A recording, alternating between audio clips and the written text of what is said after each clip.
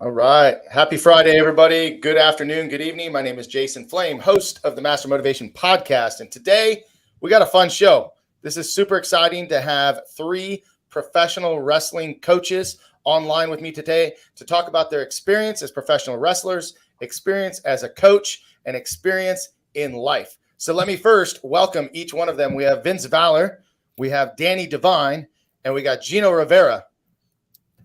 Good to have you guys. Thanks for being here today. Let's kick this off and let each of you just introduce yourself. Kind of tell us, where you're from.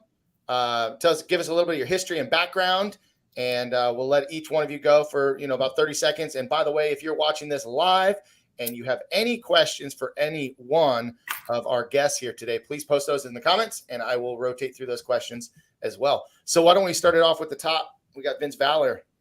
What's up, guys? I'm Vince Valor. This is my cat, Eddie, who's going to try to get as much camera time as possible. He's got to get himself over here. But I've been wrestling for 13 years out of Buffalo, New York. I'm the head trainer of the Buffalo Wrestling Academy. Awesome. Well, thanks again for being here.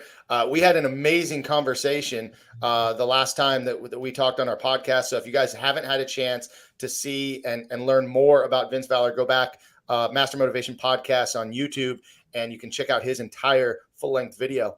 Next up, we got Danny Devine. What's up? My name's Danny Devine. It feels still weird to say that name. But I been wrestling for 8 years here in Southern California, and I'm one of the trainers at Millennium Wrestling Academy in Chatsworth. All right. And for those of you that know me well and watch the show, Danny is also my co-host on our Tuesday Thoughts. Also one of my favorite workout and training partners, one of my best friends. So excited to have you on the show, Danny. Thanks for being here, bud. And then we got Mr. Gino Rivera. You're up, sir. Ooh, hey, so I'm Gino Rivera, aka Gino Told You So, and I was trained in 2008 by Santino Bros Wrestling. I've been wrestling for 15 years consistently, consecutively, you name it, against the top stars. Anybody you can imagine, you know what I mean?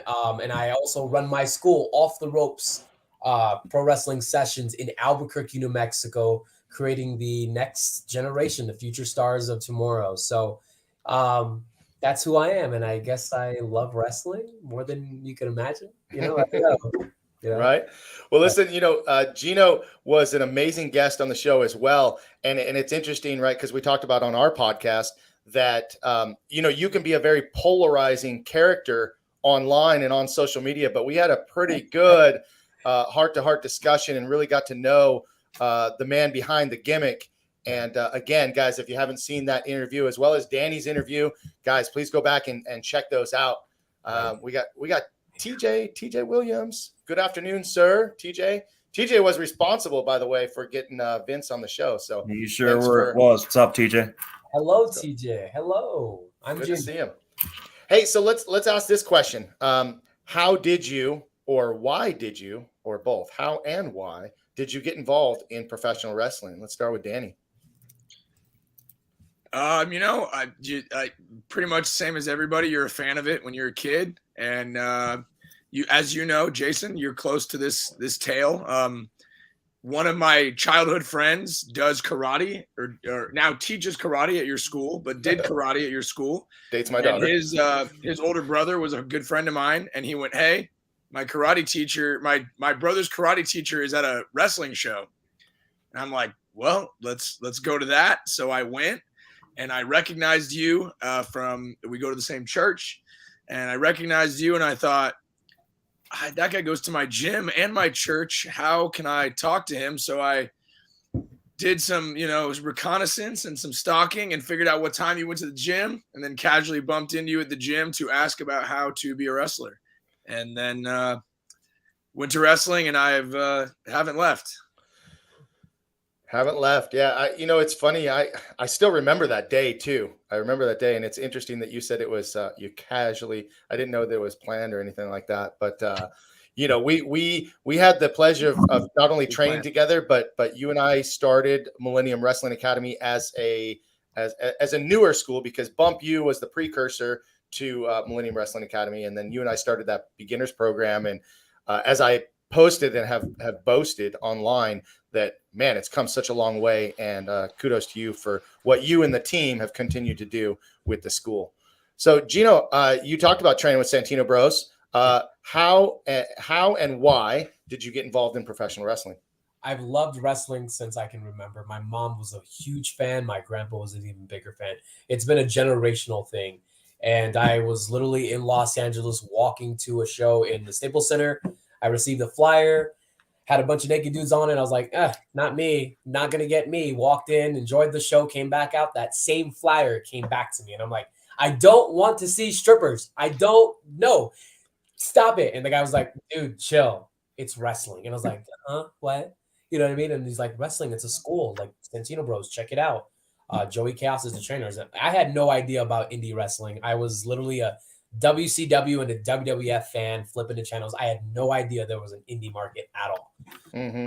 I took the flyer. The next day I called. They were like, hey, come on down, check out what we do. And next thing you know, 15 years later, I'm here. Hey, hi. And we talked a lot about your training and experience with Santino Brothers. I have featured Joey Chaos on the Master Motivation podcast. So again, all these shameless plugs, but go back and check out. What's that? Who'd that guy ever beat? Yeah, he's done a bit, right? So go check out his interview. But great school, great reputation in the SoCal area, and again, happy to have you on the show. Thanks for sharing that. Vince, how and why did you get started in professional wrestling? How I got started in professional wrestling. So I originally became a fan like when I was about 6 years old. I didn't know about it up until that point. My mother dropped me off at this daycare, and the kids there loved it so much. They had all the action figures and videos and everything like that. So I kind of got hooked based off that as a fan. Mm-hmm. But my introduction into actually becoming a wrestler, much like Gino, I wasn't familiar with the independent scene up until the point where, like, all right, once I started training is when I became familiar with it a little bit more. But up until that, I was more of a fan of WWE, WCW. But myself and about 8 buddies from Niagara Falls, we made our way to Rochester, New York to train at Upstate Pro Wrestling. And then I was splitting time between there as well as in Niagara Falls, Ontario, Canada, training there as well. And I've been a wrestler ever since. Yeah, everybody starts by saying that they were a fan of pro wrestling growing up, loved watching it, whether it was WWF or WWE and WCW, ECW. I, like you guys said, didn't know anything about independent pro wrestling, didn't know my first experience with anything that would be, considered maybe independent was seeing Joey Chaos, believe it or not, on XPW. I remember being up at the middle of the night. It would be on like super late, and I was like, what's this? And there's a couple other people that I recognize from the show just from hearing or reading magazines or whatever. But my introduction to MPW was Barry Cohen. I always love telling the story.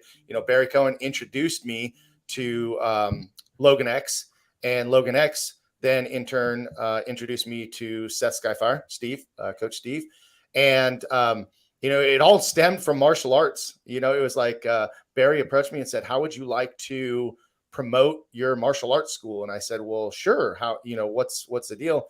Oh, we're having a pro wrestling event at the Boys and Girls Club in Simi Valley.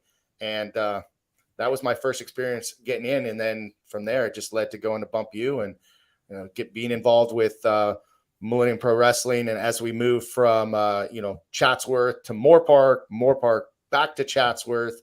And again, here we are. So we've all kind of got a little shared history as being fans, but also kind of that, being new to the whole deal of like, how do you break in? How do you get, behind the curtain, so to speak? Yes. Let's talk about what is your most rewarding thing, or let me back up before I ask that question. How did you make the transition from being an active wrestler to now being a coach? Because sometimes, I know this as a martial artist, it was kind of weird to go from being one of the guys and a peer to being someone that had a little bit of authority, right? And we could talk about authority versus influence and all those things. But, really, it's kind of weird to start teaching the people that you've been training with for a bit, right? So, Gino, why don't you start with that question? How did you make the transition from being a wrestler to a coach? And obviously we know that we're all still active, or Right. I should say the three of you are more active, but making that transition. Well, you know what? I can say this. I might be solo in this, but I never wanted to be a trainer. I never wanted to train people. It wasn't my thing. It wasn't something I was like, I can't wait to start training people and calling shots. I wanted to be the wrestler. I did the training duties that I do now because there were people in my area, and I'm sure the other guys can probably relate to this, where people dictate things as like, hey, there's a certain size, there's a certain height, a certain shape, a certain race, a certain sex that we train, and we don't do that here. Well, around this area that I am in, that was the case. I took a girl who was a fan, lifelong fan, went around, applied at different schools, different classes, different wrestlers, and each and every single one of them told that woman, no, they do not train females. She came to me, came to a show, and says, I love wrestling. I said, you ever thought about getting? She's like, yeah, man, but no one wants to train me. And I'm like, why? Oh, I'm a girl. And I said, all right, well, how about this? You start training with me Monday. Here's what you need. Here's what you need to get. You're going to start training under me. I'm going to, do it for X amount. And at the time it was kibbles and bits. I just wanted to help somebody and do something nice. And what do you know? Since 2019, we're in 2023 right now. I've trained literally almost 50 people that have ran through my school. Some left, some stayed, some are still here. Some went on to do bigger and better things. And, others just couldn't hack it. But eventually, guys, the answer is I never wanted to do this, but now I enjoy it. I can say that patience is a virtue. And to do this job, you have to have patience. Mm-hmm. Jesus Christ, excuse my language. I shouldn't say that. You cannot do this if you do not have the patience to let somebody make an error and continue to do that. And then, once they finally get it, that's the, oh my gosh, finally, that's the payoff. And I enjoy that more than anything. Well, that's interesting because I'll just jump in for myself. I couldn't wait to be someone that I hesitate to say coach or trainer, but I couldn't wait to help somebody else do what I did. Especially my background was a little bit different.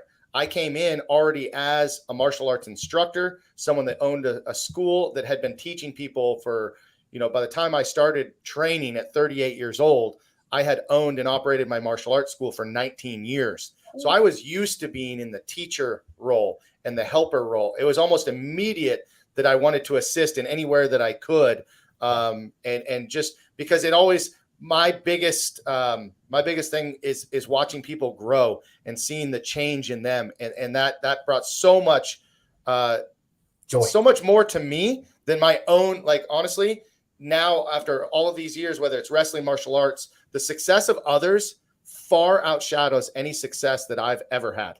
It's so much more rewarding to watch others succeed and to bring them up to the level rather than trying to hold them down, which, at some point, we can talk about the dark side of wrestling and people that do that. But I don't think that I wouldn't bring y'all on this podcast if I thought you were one of those guys. But I couldn't wait to be someone that could help. It was just a very rewarding experience for me right off the bat. So what about you, Vince? What was the trends? How was that transformation from wrestler to coach? So I have a little bit of a different story with that. I never saw myself being in that type of role. I never thought that it would ever end up that way. For me, becoming a trainer started through watching backyard wrestling. Wrestling's supposed to be good. I watch good wrestling, but I like to watch the bad wrestling too because it's entertaining to just wind down and realize what this isn't supposed to be. Yes. So it's entertaining after a long weekend. Put on some backyard wrestling and you have a nice laugh. But I stumbled across this place that was actually nearby, like 10 minutes down the road from where I live, and I recognized a few of those guys because I've seen them as fans at shows. And I'm thinking to myself, it's like I know that place. What would happen if I just showed up there? And told them it's and I know how frowned upon backyard wrestling is, but their fans just like anybody else is. much like the race, sex, gender, all that stuff, they're being told no just because they're backyard wrestlers. But they obviously want to do this. They just didn't know like how to do it or how to go about it. Mm-hmm. So like I show up there and a lot of them fell off because they understood like how much work actually goes into this. But there were a core group of them that were like, okay, like this is a guy that's like not many people have somebody that wants to train that comes to them. They usually have to seek these things out. But like that all happened like early on in the stages of the pandemic because there was such an uncertainty of when wrestling was going to reopen. And like they had a ring close by. I could get some reps in there, but all while teaching them things. And it's like you mentioned, it's rewarding to see the growth and development of them just by what I'm teaching them. They're keeping me young and active because now I feel like I'm more active than ever on the road wrestling because I use whatever leverage I have to get opportunities for the students. It's very rewarding that way. Just to see the differences in them too, because there's differences in every student and every trainee because like you don't want wrestling to be so robotic. Like you could program a robot to do exactly what you want it, or you can have a handful of different students who are going to do things differently, but all try to achieve the same goal and try to achieve the same purpose. You know, something you said, and I think it needs to be pointed out, is that you would use your leverage your skills and your reputation, if you will, to help bring your students along. And, you know, basically saying, hey, if you can get booked, let's bring a couple of my students to get them booked at the same time. And I think that's I read a daily reader by John Maxwell, and today, it was either today or yesterday, that the whole theme of it was that everybody deserves to fly, and you can't fly alone. So you got to bring people with you. And I just wanted to point that out. And I think that that's so important for people to remember and to carry people with you. So I'm eating, we're all eating. Jason, let me tell you something just to touch on that. I was literally, I've been working for 15 years, dude. And only at my 9th year was I offered by any promoter, hey, we'll fly you out. We'll fly you out, right? And I was like, I've been working hard to earn that.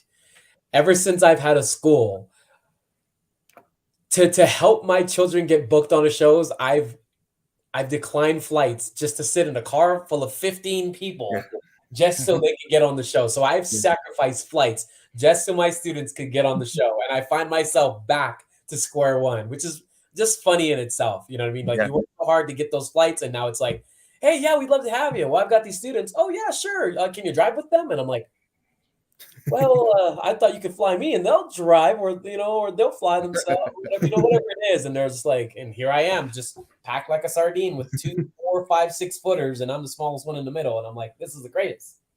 So, but that's what leaders do. Yeah, that's what leaders do. Take one for the team, man. So I just wanted to. It's cool to go back to all that, like all those like those car trips and everything like that, because like those are things I had experienced. I wanted to experience it for themselves, and like I said, it's keeping me young. It's bringing me back to the times where like, all right, like. So yeah, do all that. Still have to. Yes, I learned the slang, the new music. I feel old at 34 years old. I'm like, nobody listens to Creed? What? I love Creed. Okay. So yeah. Let's not touch on the old jokes. Let's lay off those for a bit.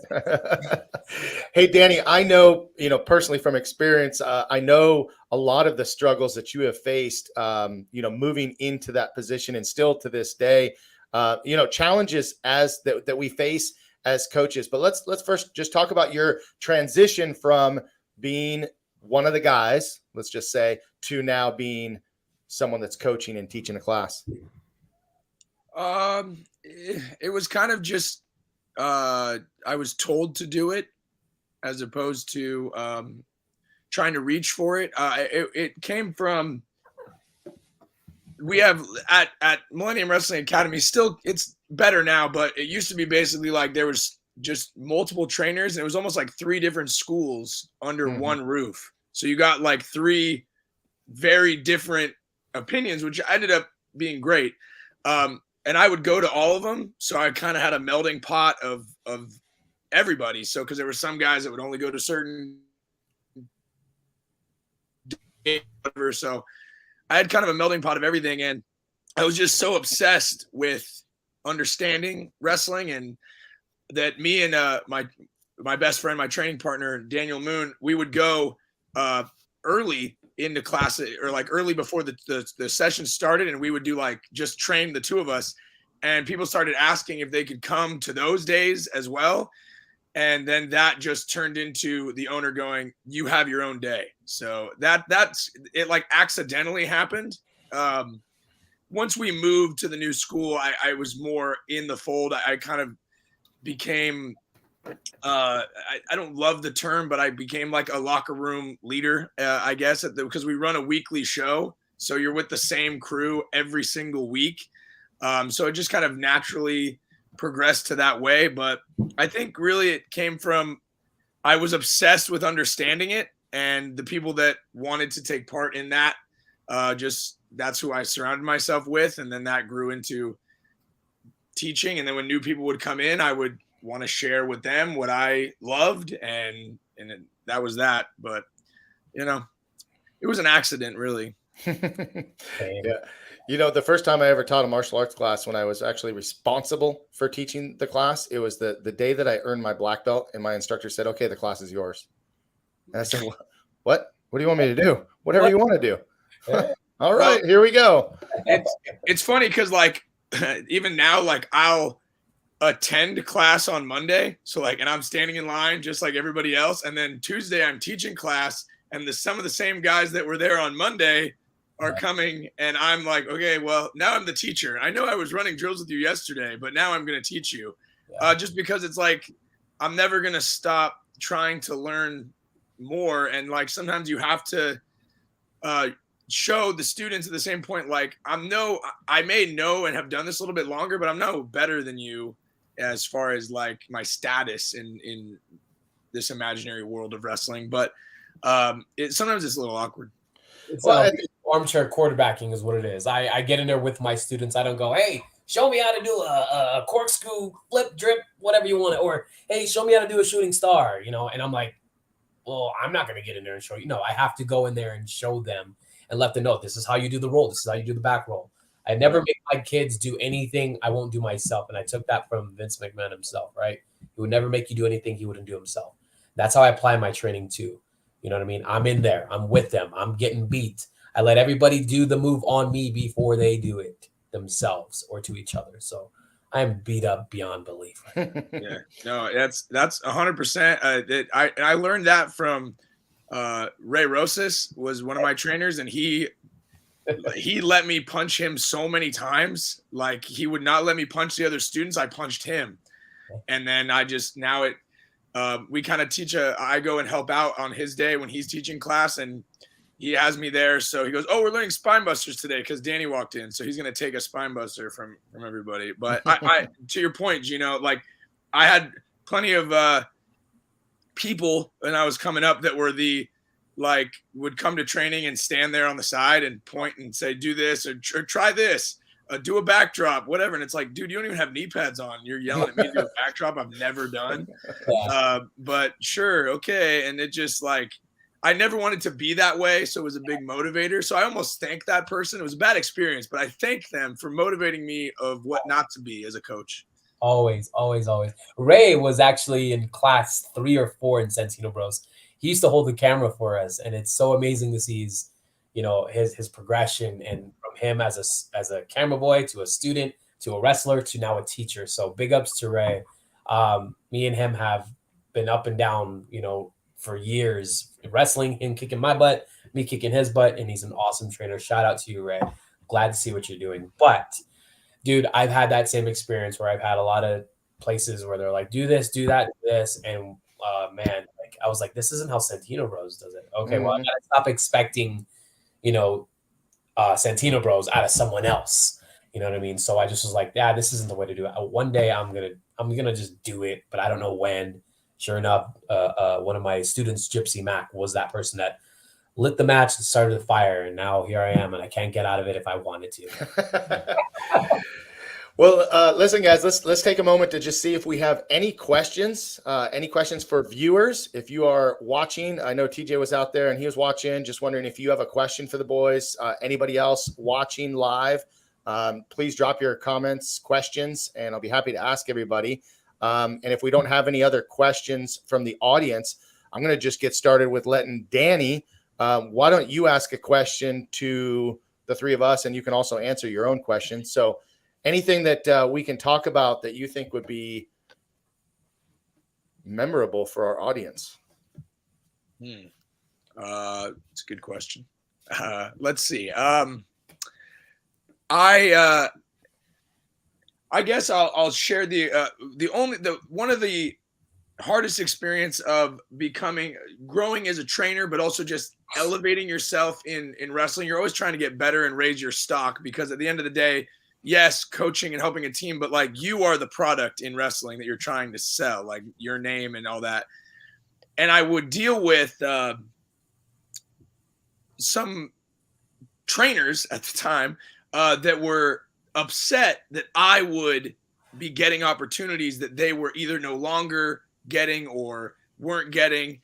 And, I try to instill nowadays in guys that somebody else's success is not your failure. Because I have a student, Johnny Robbie, for instance, she's one of our, she's been wrestling for a couple of years. She's very talented. She's gotten on shows that I couldn't get on. And I would remind myself to not be the way that somebody was towards me. So have you guys ever had that experience where somebody was upset with you for getting to a place they wanted to go? And how do you put into your students that to let their success be a positive and not something that they should be worried about sharing with you as their coach or whatever? Well, Vince, you want to take it, or somebody? Because I'm Puerto Rican, I'll talk you to death. let me just jump in, and I will respond, because maybe not exactly that question, but I will say that me coming into wrestling in general, the fact that I got on a show probably within a couple months of training, I took a lot of flack from trainers, vets, whoever, whatever, like, who's this karate guy on our show? Why is he here? Why is he in our locker room? And it was always my goal to not just prove that I belong there, but prove that I would work just as hard. I would be one of the boys. I wasn't going to try to take that spotlight or whatever it was and take it for granted. I was always one that I felt like the show was more important than me, myself. And so I would always try to lead by example for those around me that way, and prove that I wasn't just a flash in the pan. If someone, a booker, the owner at the time, had enough trust and faith in me, I was going to make sure that I didn't let them down. And so that was kind of my thing. A little off topic, but kind of close. Gino, I'm going to save you for last. I'm going to let Vince go. Please do. Danny, ask your question one more time, just so we're clear. How do you instill in students, or how can you, that their success is something to be excited about, and they never have to, if they're getting opportunities quicker than maybe people tell them they should, that it's not a bad thing? Success is measured differently for everybody.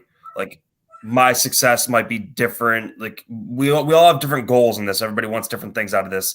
Some want to go far enough to get signed to a major company. Some want to just be happy on the indies. Some want to make a lot of money. Some just want to have fun. So, I mean, everybody's success is measured a little bit differently. We don't all have the same goals, but like, everything's there's different situations for things too. Like I said, like all my students are different. So, I mean, let's say there's one opportunity for one that might not be the best for another. Like, I have one student who, skinny kid with long hair. If I need somebody to get beat up that night, he's the guy. I'm not going to go towards, the 280-pound guy that's a little more muscular. I mean, or like, it's just different situation. Sometimes it's just whatever the spot needs the most. I might need a smaller guy. I might need a bigger guy. I might need a guy that's very athletic, or somebody that listens very well. I mean, these are all skills that they're taught, but I mean, appearance takes a big factor into that as well. Like you just want to find the right guy for the right situation. And I try to explain to my students that, like, okay, like, maybe he's getting this opportunity now, but that doesn't mean that you're not going to get the same opportunity 3 months from now, or maybe even longer or shorter. I mean, they're all like on an equal playing field where like they're all going to get opportunities to come their way. It's just a matter of like certain guys for certain situations. Mm-hmm. I love the fact that you brought up the point that success for every individual is different. Yes. My success is going to be different than what you consider success for yourself. And Danny, I was thinking about this, right? In the early years, right near the beginning, I believe there was an opportunity that the world title was going to go to me, and I said to Paul, I'm not the one. It should be Danny, right? And being able to instill again in students that sometimes the big picture is more important than yourself. If we can keep pointing that out to them, if the show succeeds, everybody succeeds. If the company grows, everybody grows, right? And so I remember that you actually pointed that out to me. I never even really knew it, to be honest with you. But it just worked out that way because I was like, no, this is not the right move.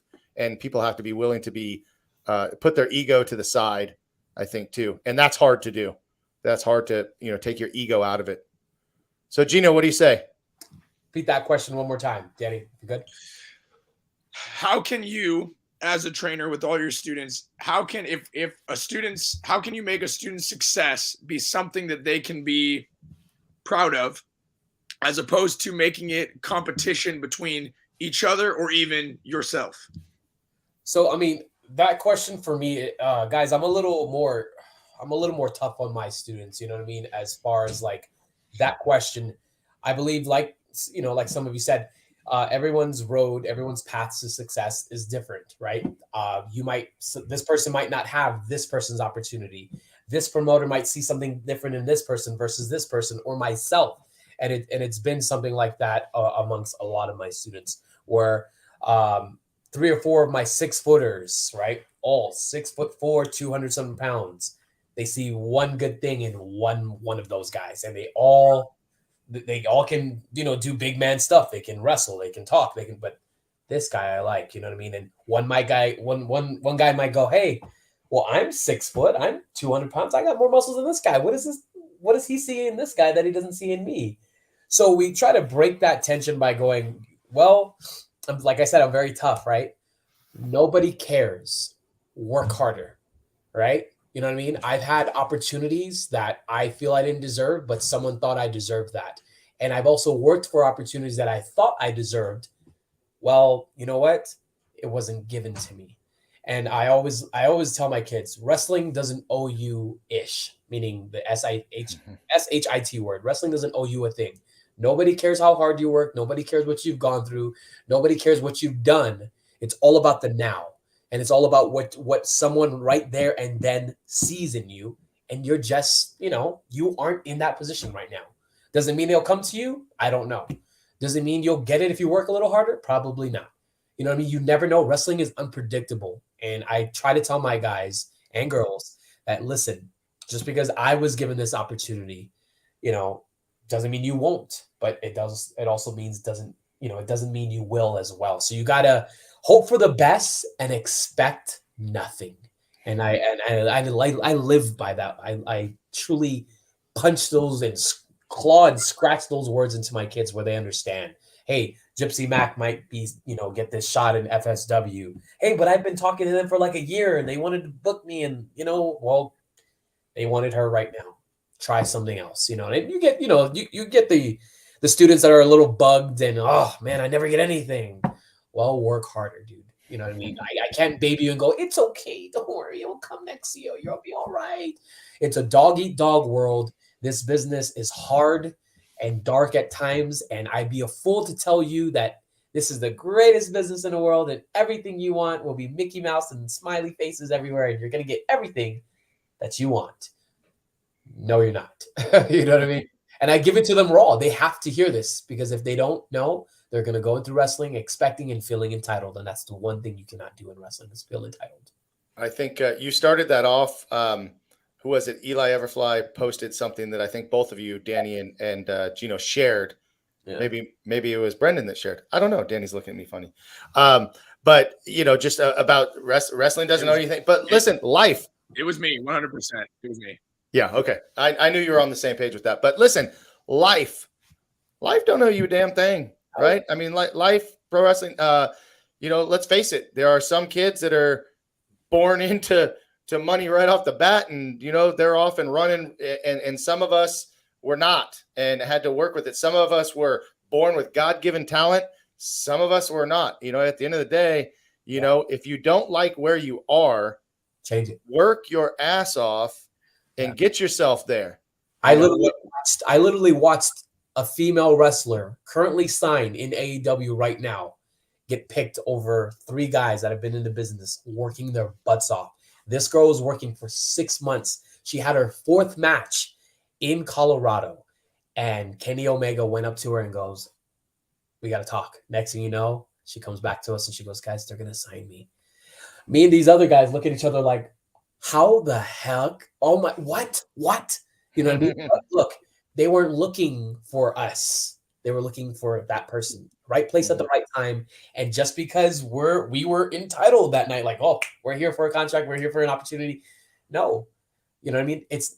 Those things happen in wrestling. And I use that story with my students too. Look, what happened for her won't always happen to you, no matter how long you've been in the business, what you've done, who you were trained by. I know guys that weren't even trained, you know what I mean, that are signed today. One of my best buddies, Danny Limelight, what's that called? Wasn't even trained, and he's on top of the world right now. He's enjoying life, right? And then there's guys that were trained by Rikishi, that guy, Al Snow, Eugene, you name it, and they can't even get booked. Last time I was back there, it was we're hanging out with all the extras, and then they picked the one kid, first match ever on Dynamite that night. Sometimes it just happens that way. It's like it's nothing we're doing wrong. It's like right person at the right time. It's who they want at that moment. But like something I learned early on, like that I still take with me this day, and I still teach to my students. Sean Spears, somebody who had a heavy hand in my training, I learned a lot from him early on. He says, somebody out there, maybe here, maybe there, somebody out there wants it more than you. Somebody out there is working harder than you. Somebody out there wants this, and you should be okay with that. You should be trying to work harder to where there's nobody that wants it more than you do. Yeah, and I often mess up quotes, but I'm thinking that your success, someone else's success, does not take away from you in any way, right? Someone else's success, if anything, if they can do it, that means it's possible. It means that you can do it too, right? So if someone is successful, you should be happy for that person, learn from that person, and let that motivate you and inspire you, right? Since this is the Master Motivation Podcast, let's keep things real and make sure that we're looking at it from the right mindset. So, Gino, why don't you ask your question? I would like to go, well, it's probably going to be 2 questions in one. Okay, so I recently signed up a student last week, and he didn't know where to go to become a wrestler, which is every wrestler's freaking nightmare, right? I mean, it's like, I want to be, or a person, I want to be a wrestler. I just don't know how to get in it, where to go. When we graduate from high school, we know, hey, I'm going to college. Here's all the college places you can go to. As in wrestling, there's not many options for that. And my question is, how can we, not just the 4 of us, but how can we as an industry create more awareness or opportunities, or let the wrestlers, the collegiate wrestlers, the football players, the basketball players, what can we do to go, hey, we're out here, there's a school here, right? Mm-hmm. And yeah, you can say we can promote online, we can pass out flyers, but colleges don't have to do that. They're just there, you know what I mean? And they're reputable colleges. How can we get more schools to reach out to these kids and go, hey, we're here. The dream is right in front of you. You just have to come and find it, right? Other than, watching it on TV, and there's no commercials of, hey, Santino Bros, hey, NPW or Off the Ropes. We don't have that, you know what I mean? But I just want to know, what would you guys do, or how do you guys get students? You know what I mean? let me jump in on that first, and then I'll let the guys go, because something that I know you do really well, Gino, and something that I pride myself on is marketing.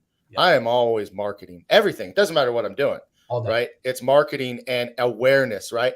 So I think if we were talking about pro wrestling, I don't know, 10, 15, 20, go back even further, like, dude, it was not marketed. It was not talked about. It was like you would only find out if you were in an inner circle, right? And I think now, it's definitely a lot more, let's just call it mainstream. I mean, it's the curtains have been pulled back pretty far, right? People talk pretty openly and honestly about pro wrestling in general. I think one of the best things that we can do, and that we could encourage other wrestlers to do, is reminding the youth to live their dreams, right? If you have a dream to be a pro wrestler, then go be a pro wrestler. If you have a dream to be a fireman, go be a fireman. But to be out there and to just let them know that it is viable, it is an option, right? One of the things that I love to do, and I used to love to do it for the wrestling school, is we would do little birthday parties, or we would do things that would kind of just get the youth in. But really what I wanted to do was to get to talk to those kids, get in front of the schools, being at the Boys and Girls Club. Danny and I, did several things. We went out and got on the radio for some of the shows that we did, and let all the kids from the Boys and Girls Club come to the show for free. So I think just kind of getting out in the community is pretty key, and letting them know that it can be a profession, if you will, but more importantly, teaching kids to live their dreams. I think that's really important. The thing is, going to a radio station, going to a high school, going to wherever, and it's a lot easier for a fireman or a cop or a doctor to go, hey, let me talk to your students, versus hey, I'm a heel, I'm a coward, I'm a champion, and I just want to talk to the students and let them know that wrestling is out here, blah, blah, blah, right? And you can't promise them, hey, if you join wrestling, you join my school, you'll get this contract, you'll get noticed, you'll make $1 million, versus you go to school and you stay for 7 to 10 years and you'll become an MD.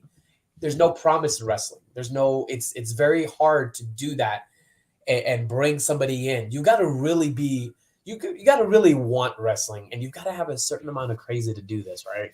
You don't have to be a certain amount of crazy to be like, I want to be a veterinarian, right? But you got to be kind of crazy to go, I think I want to get hit and beat up by this guy right here, Vince. You know what I mean? I want to get slammed by him. It's a lot harder for us to bring these people in. That's why it's like, I'm asking, how do you guys do it? I know what I do. I flyer all day, Right. My new student came to me by word of mouth. Somebody was like, hey man, I love wrestling. You love wrestling? Hey, my coach is a trainer. Really? I mean, Gino, when you show up to a show, you show up in a suit, or you show up dressed like a bum?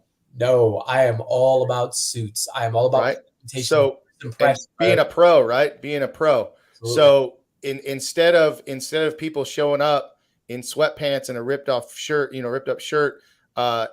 got to act the part. If you want to be a pro, you got to be a pro. And I don't care if you're a pro wrestler or a janitor. You got to network. You got to network everywhere you go.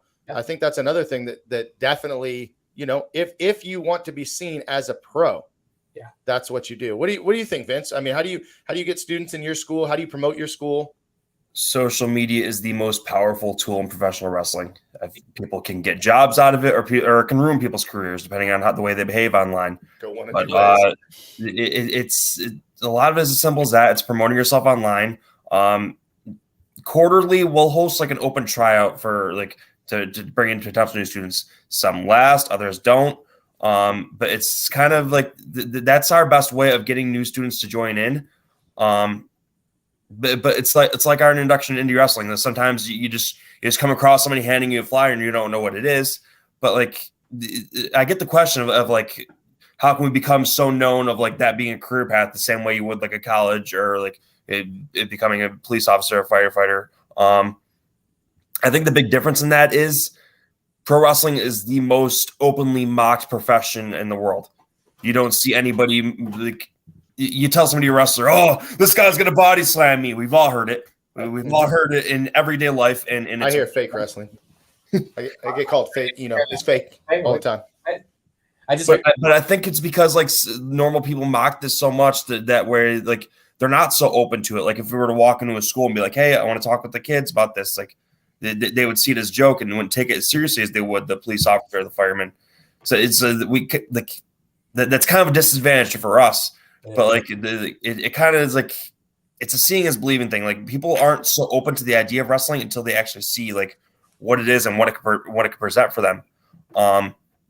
As far as the live their dream thing, I mean, yes and no. It's always like a lot of it. Yes, it is our dream to wrestle, but I mean, I see people that are in wrestling rings that shouldn't be just because I'm living the dream. Well, I mean, I'm a Buffalo Bills fan. If it's my dream to play for the Buffalo Bills, they're not just going to put me in for Josh Allen, like if I'm not qualified for it. So I mean, too many people are being passed along that way, and a lot of that is because of there being so many schools run by so many different people, and like they're bringing in people that don't know any better. They just see wrestling school and their minds don't know any better, so they're going and handing their money to somebody that's really not qualified to be teaching anybody. But that's a different podcast for a different time. We'll run that back. But I mean, I don't know. I think like that's the biggest disadvantage we have against us because everybody mocks wrestling as much as they do. So it's tough to really be seen in that same light as other professions. All right. I think we all answered Danny's question. Yes? Or that was Gino's question. Yeah, Danny, did you answer? You didn't answer. Not. I pretty much agree with what Vince said because I think that there's a stigma around wrestling because when you look at it, aside from television wrestling like WWE, when you think about independent wrestling, unfortunately, what's popularized or what's like what the first people think of is what we were talking about before, like backyard wrestling or like blood and guts kind of a thing. Like they're not thinking that it's a like there's especially here in California, there's a lot of questionable shows that happen. How can I not be a jerk here? But there's some questionable shows that are happening where the ring looks like it's just like a tarp, and it's in front of a couple of people, and people are I'm not a monster fan of the blood and gut style of wrestling. I think that that's what gets people to go, I want no part of this. I do a very different style at our school and our show. But I think that it's to Vince's point, if people already have a preconceived notion of what they think wrestling is, that's where they're going to be. And unless they kind of happen into it, they might change their mind. Like, for instance, our school is subleases from a Boulder Dash rock climbing gym. Like, we're upstairs from this rock climbing gym. So all day, these people are climbing rocks, and then they'll hear just bang. All day, they hear bumping and banging. And I've had more people walk up the stairs to go, what the hell is happening up here? And that's when I go, here's a flyer. Please come Friday night, and we'll show you what we're doing.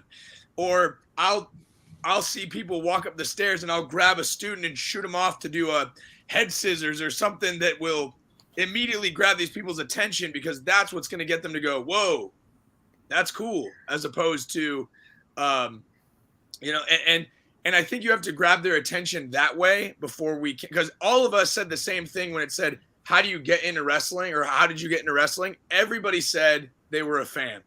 So I think that if you attract people to enjoying the art of professional wrestling, the sport of professional wrestling, before you're like, hey, you should do this, you get them to enjoy it, then you could get them to consider diving into seeing if they have what it takes to actually get between the ropes. For sure. Well, I think everybody got a chance to answer that question. I'm going to throw up this from a viewer, Rich Haggerty, who happens to be an upcoming guest on the Master Motivation podcast, who has an amazing story of going from being a triathlon athlete to being paralyzed and having several screws and having fusion to his neck, having to change his whole lifestyle. But his question is, how do you get past this it's fake or it's a joke stigma roadblock? Quick answers, because we have less than 10 minutes left, guys. Gino. Literally, I tell them, come on down, and we don't beat them up. We just let them blow up and throw them out a few times. And once they can't walk out of the ring, hey, would you like to stay, or would you like to pursue a future in this? No, I don't. Was it fake? No, it wasn't. All right, have a good day. I like it. We don't beat them up. We blow them up. Yep. Perfect. Danny, what do you think? I think it's a lot of it will come down to what they see when they watch a show. If I sit in an audience and I watch a couple of guys dance around that are out of shape, and I go, I could probably get in there. If my dad can sit at a wrestling show and watch two guys wrestle, and he's like, I could get in there and do that, that immediately makes it fake. So I think that as from the wrestling standpoint, if we want to break that stigma, we need to take what we do in the ring, our fitness, our look, our time. Like, there's a reason that every weekend before the show, I have to sit here and put my fake tan on. There's a reason I'm in the gym in the mornings to make sure that I'm looking the part. I'm not the biggest guy, but I at least want to look the part. I want to get in the ring so that when the people that paid the ticket don't go, oh, I can do whatever that guy's doing. I want them to go, holy shit, like that was cool, because that breaks the stigma of, oh, that they're just pretending, right? Nobody watches a UFC fight, or you mentioned NFL football games and thinks, I could do what they just did. No chance. So if we're not going to take our business seriously, how can anybody else? Good point. Very good point. Vince, what do you say? That final line was really what it was. If we're not going to protect this, nobody else is going to. And it's as simple as that, as being able to stop the people from being able to look up in the ring and be like, I can get in there and take him. No, you can't. We're as legitimate as it is. I mean, no matter how much they want to mock it, we have to take this seriously as professionals. The way I like to look at it is like there's two types of fans that buy these front row seats. There's there's the kids who want to enjoy it and have a memorable experience, or there's the neckbeards who want to sit at home and pick this apart and think that everything that we're doing is fake. That's really what it is. I'm catering to the kid in the front row who believes in this, not the guy who wants to type about what he thinks he knows. So if I can make believers out of them, or I work towards the back row, because if the back seats are full, that means we're making money. That means the audience is full, and that is going to bring all the way up to the front. Everybody's interacting. Yeah. We have to make this an interactive experience. We have to protect what we do. Like I said, or like Danny said, if we don't protect this, nobody's going to. Yeah, or just play the video of was it Dave Schultz, right, with John Stossel? Look, let me show you. Just to add on to that, I've had multiple people, hey, you know what I mean? In all seriousness, too, hey, like, I don't believe this is real. Can you show me? And then I've had the heckler like, this ain't real, dude, whatever. But I've had athletes come from football, baseball, basketball, and go, dude, this is more intense than any sport I have ever done. And I thought this was fake. This is a lot more real than I ever thought it was, because of the type of training, not just what we see on shows, but you got to start somewhere, and it starts with training. If there's bad training, they're going to be like, I can do that. You know what I mean? But if you go in there and you not just blow them up for 30 minutes, it's more so what you do in that ring that they never thought they needed to do this sport. That's where I go, hey, was your experience fake or not? Do you feel that? When you hit that rope and your back has those 3 lines on it, you know what I mean? And it's tearing your skin. Is that fake? I don't have to put somebody in a corner and chop them and go, was that fake? Because I can do a work punch and go, did you feel that? Right. Okay. It's more so what you do in training to bring them and go, I can't breathe. I threw up twice. This is hard. It's not fake. That's right. Well, guys, we have less than 5 minutes now, and I want to make sure that Vince gets to ask his question, because everybody's asked their question. Let's try to keep our answers precise and to the point. So, Vince, last question of the interview. What would you say is your biggest challenge as a trainer? Danny. Finding a balance between protecting our business and wanting to maintain a good cash flow of students, because I can be rather harsh, and sometimes because I love this and I take this seriously, and I've had torn knees and surgeries and everything else because of it and still come back to do it. And when people get in there to kind of be a tourist and it's fun, but they pay their money every month, I don't care. But I need your money every month in order to have a school, right? But so it's the fine balance between like being like, hey, you need to take this seriously and being harsh, but also wanting everyone to get a good experience for something that they did sign up to do. So I struggle with that quite a bit. Gino, quick answer. Similar thing to what Danny said. It's making sure the creating a great experience for them to come back. But sometimes even creating a good experience will make somebody go, too much work. I didn't expect to do this. I can't show up today, coach. I'm sorry. Just making sure students train consistently has been my struggle. Vince. Training consistently is a bit of an issue. But like, it kind of just echoes both of your points. Is like finding that balance. Like, this isn't for everybody, and like the further they train, they might realize that, and they might get blown up, or they might have prior commitments to where they can't make classes, this or that, whatever the excuse may be. People find out this isn't for them, and we have to protect this business as trainers to where like we have to focus on what's best for the class, not what's best for just one student. And sometimes they walk, and then it sucks. It's like, okay, well, that's monthly dues we're missing out on, but we got to do what's best for the class overall, not just for what fits for one student. So, I mean, it's tough to find that balance. I mean, I understand the struggle with that. So the two things that came to my mind, and whether it's any type of coaching, any type of training, one is being able to keep a balance between showing them and giving them what they want and reminding them and helping them with what they need. Right? Because everybody comes to class and they want to learn this or they want to do that. They want to do, all the, advanced stuff. But it's like, you got to get the basics down. So finding that balance is one. The other is being able to keep myself in check as a trainer of wanting it more for them than they want it themselves. Right? We talked about consistency in training. Sometimes we watch people and we go, man, you could be you could be here, but you're only coming every so often. If you just trained a little bit more, I know you could be here. I see it in you. And they're like, meh, So those are the two things that I know in what it doesn't matter if it's wrestling, martial arts, fitness, as a coach, as a trainer, those are my challenges. I think another thing that's tough sometimes too is like understanding, and this is an internal thing for myself, is like what's common sense for me and might not be common sense to everybody else. Just because I was taught to do things a certain way, like right. Everybody comes from different schools, different backgrounds. So like if I have a drop-in coming in from a school that's an hour away or something like that, maybe they were taught things a little differently. So I mean, you got to teach yourself the patience of having like, okay, this is common sense to me. I feel like everybody should know these things, but not everybody does. Yeah, absolutely. And Gino said it very early in today's interview that one of the most important things is that patience, being able to be patient. So guys, listen, I hate to cut it, right here, right now, but we've had an amazing discussion for almost an hour with some amazing professional wrestling coaches. Thank you to Vince Valor. Thank you, Danny Devine. Thank you, Gino Rivera.